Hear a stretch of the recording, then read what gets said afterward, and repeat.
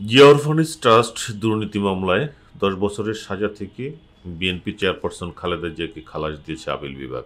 একই সঙ্গে বিচারিক আদালত ও হাইকোর্টের রায় বাতিল করা হয়েছে। এ কারণে বিএনপির ভারপ্রাপ্ত চেয়ারম্যান তারেক রহমান সহ অন্য আসামিরাও সাজা থেকে খালাস পেয়েছেন। কেউ থাকবেন না, রাস্তায় থাকেন না, প্লিজ ভাই, একদম রাস্তায় কেউ থাকবে না, রাস্তাতে ছেড়ে দাঁড়ান প্লিজ প্লিজ, রাস্তার উপরে যান। এই ভাই আপনি জানতো,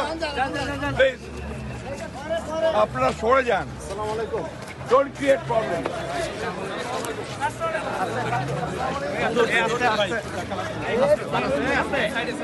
আরে ভাই কি হচ্ছে নাকি আপনাদের? কি হলো?